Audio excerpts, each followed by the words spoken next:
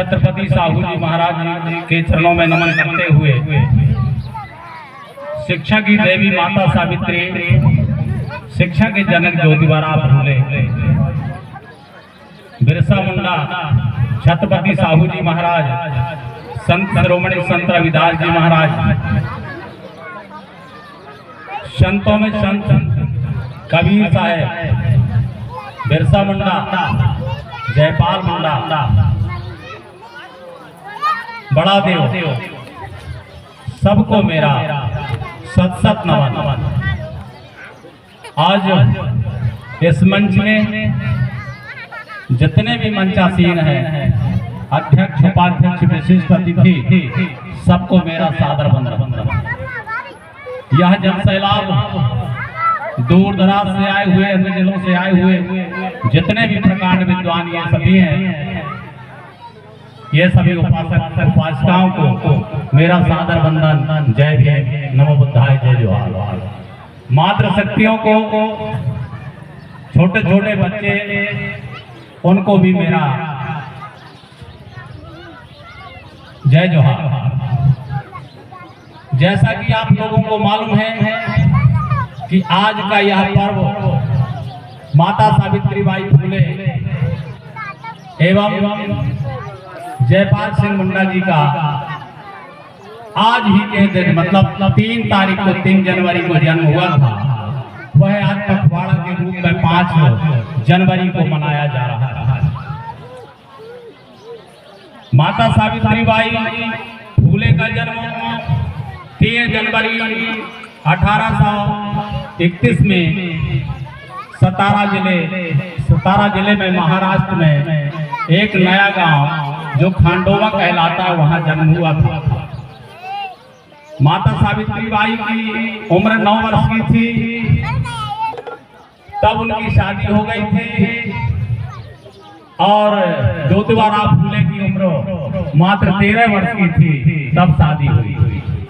पर उस समय वो अनपढ़ थी, पढ़ी लिखी नहीं थी। उस समय पढ़ी लिखी नहीं थी, और ज्योतिबा फूले जो थे वो 7वीं तक अंग्रेजों की मेहरबानी से वो पढ़ पाए थे। अंग्रेजों की मेहरबानी थी, जो क्रिश्चियन स्कूल खोले थे उसकी मेहरबानी से वो पढ़ पाए थे। शादी हो गई, पर एक गंवार लड़की थी, पढ़े लिखे नहीं थी, अंगूठा छाप थी। और अब क्या किया जाए, ऐसा संयोग होता है, कोई चिनगारी बन के आती है। जैसे मानवर कांसीराम जी के साथ एक चिनगारी बनी बिना भाना, उसी प्रकार से एक चिनगारी बनी उनके लिए भी। एक बारात में गए, एक ब्राह्मण की बारात में गए जिसका नाम था सखाराम की बारात में जब वो गए, क्योंकि सखाराम जो था उनका दोस्त था। लड़के नहीं जानते हैं कि जात पात छुआछूत क्या होती है। बारात में चले गए, सहज में ही उनके हाथ में काला धागा बंधा था। काला धागा जो होता है, क्योंकि नारी को पढ़ाना पाप था, और गोबर माटी और कीचड़ पाने के बाद भी 2 साड़ी लेकर के जाती थी स्कूल, 1 साड़ी लेके जाती थी, इसी प्रकार से छिपा के पहन के जाती थी।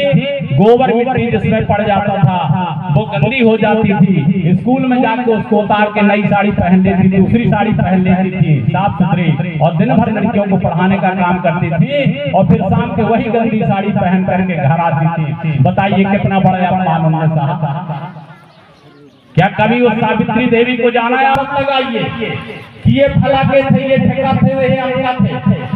हमारे बिरसा मुंडा भी वही है, हमारे जाकर के जिनकी आज जयंती मनाई जा रही है वो भी हमारे हैं। माता सावित्रीबाई बाली जाति की थी, फूले जाति माने फूलमाला का काम करते थे, काची माली की, वो भी हमारे हैं। हमें केवल विचारों को पूजना है, किसी की जाति को नहीं पूजना। जाति न पूछो साधु की, पूछ लीजिए ज्ञान, और मोल करो तलवार व पड़ी रही में। हमें पूजा किसकी करना है? साधु ऐसा चाहिए जैसा सूट सुभाए, और सार सार को गहराए ठोठा दे उड़ाए।